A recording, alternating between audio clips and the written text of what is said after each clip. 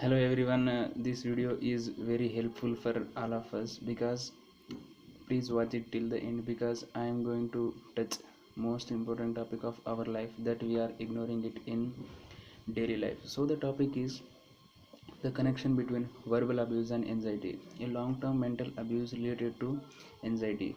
Going through a trauma and lot of stress disorder results in developing a mental disorders, out of which the most common one is anxiety. Many people think that verbal abuse is okay, but we have to know that insulting, yelling, and disrespecting a person may cause harm to them. Actually, the physical and verbal abuse are on the same level of harmfulness, but the verbal abuse is worst of all. Cyberbullying and real life verbal abuse both are seriously dangerous. According to science, it both affects hemisphere of the human brain. Being abused since childhood leads to numerous problems. Mental and verbal abuse are the same. If someone is abused, their emotional state is being affected.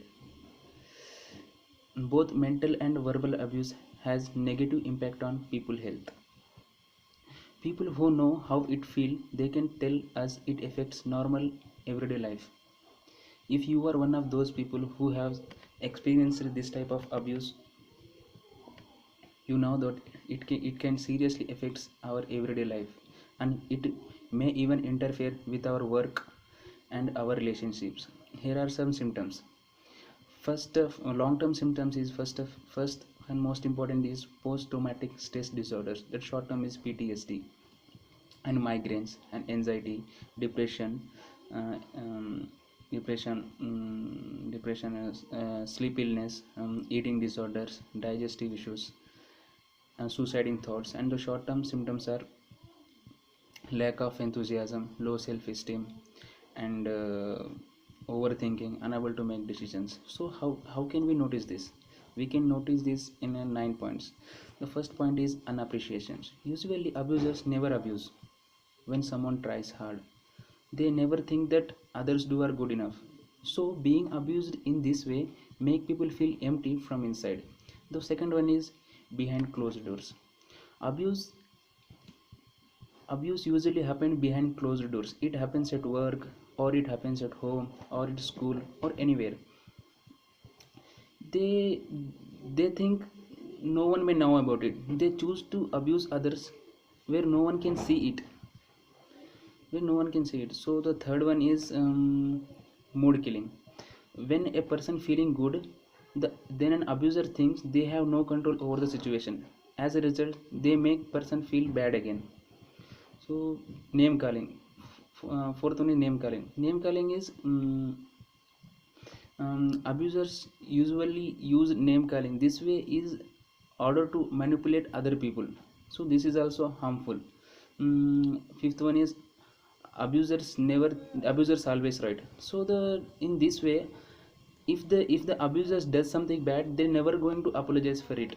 They think they are the best. They think they never wrong, and this is also serious issue. And attack sixth one is attack interest. Attack interest is abusers tend to attack hobbies, interests, and other things that someone may like it. So this type of attack make people feel worthless. Seventh one is blame. The abusers tend to blame other people for everything. So this type victim feels they are not good enough, and this is also an issue. Jokes. Making jokes on someone is okay, but not it is all time. If making jokes without consent and permission of a person, and it may leads to harm to them. uh, Isolation. So last point is isolation. In order to keep themselves safe, victims usually avoid socializing. If these are around people, they feel like anxious and uncomfortable. Reason behind this is low self confidence.